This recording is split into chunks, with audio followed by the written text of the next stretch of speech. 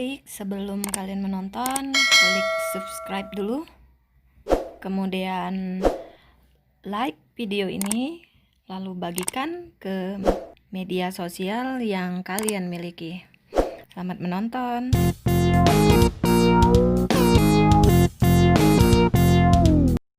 Assalamualaikum warahmatullahi wabarakatuh. Pada hari ini materi yang akan kita bahas mengenai bisnis online.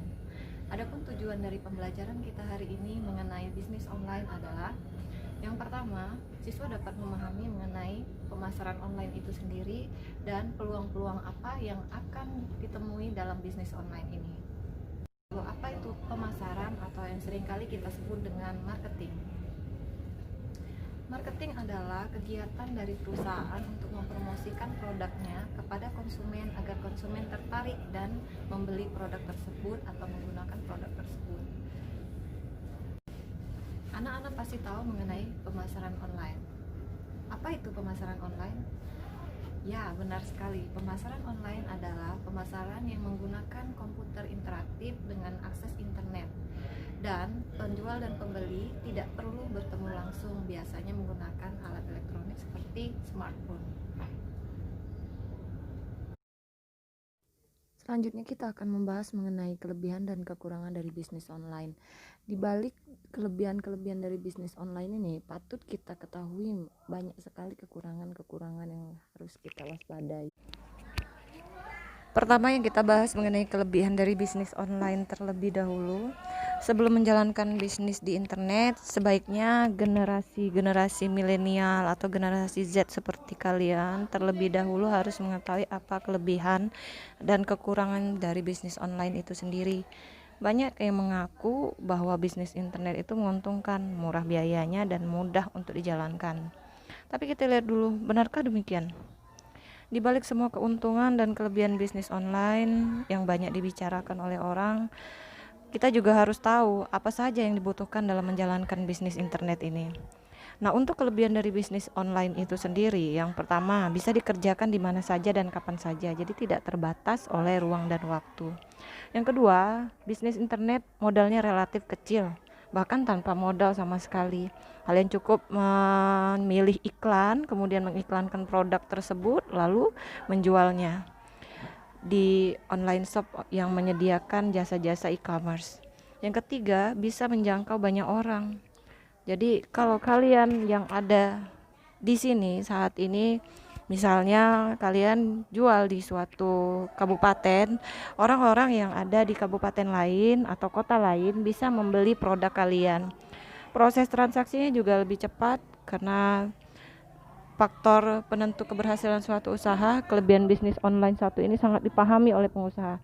Sehingga untuk transaksi ini banyak sekali metodenya, melalui mobile banking, ATM, ataupun langsung pembayaran dengan menggunakan pembayaran ke Indomaret ataupun Alfamart yang menyediakan jasa-jasa pembayaran transaksi dari bisnis online itu sendiri. Selanjutnya, untuk bisnis online ini bisa dikerjakan siapapun, termasuk kalian para generasi Z yang belum bekerja tetapi ingin memiliki penghasilan. Nah, inilah dia kelebihan dari bisnis online yang patut kita ketahui. Kita lanjutkan ke kekurangan bisnis online. Untuk bisnis online ini tidak perlu diperdebatkan lagi. Untuk menjalankan sebuah bisnis di internet, maka seseorang harus punya pengetahuan dan skill. Jadi yang pertama, kekurangan dari bisnis online ini, banyak orang yang menjalankan bisnis online tetapi belum memiliki skill. Bisnis online butuh skill dan pengetahuan agar dapat menjalankannya dengan baik. Yang kedua, persaingan pasar cukup ketat. Internet membuka banyak peluang bisnis baru, tapi seiring dengan itu persaingan semakin meningkat. Bayangkan, internet bisa mempertemukan banyak pesaing dalam satu niche bisnis dari seluruh pelosok Nusantara ini. Generasi Z, carilah peluang kalian. Yang ketiga, belum ada payung hukum yang kuat. Di Indonesia sebenarnya sudah ada Undang-Undang ITE yang melindungi hak konsumen dan juga pebisnis online. Namun hingga hari ini cukup banyak kasus penipuan dan cybercrime yang terjadi di Indonesia. Belum bisa tersentuh hukum dan pelaku penipuan ini belum terjerat hukum sama sekali. Selanjutnya yang keempat, penipuan masih cukup marak seperti yang kita bahas tadi. Masih berhubungan dengan poin 3 tadi. Lebih ke para pemula seperti generasi milenial seperti kalian ini yang ingin membuka atau memulai usaha online. Sejak beberapa tahun yang lalu sudah sering terjadi penipuan dengan mengatasnamakan peluang bisnis online atau peluang bisnis internet yang menguntungkan.